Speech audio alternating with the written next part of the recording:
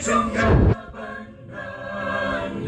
ringkas sebelingan wan hablut hulung kacinta hangka marway ngayeng na presya silyang Jordan banyo kacing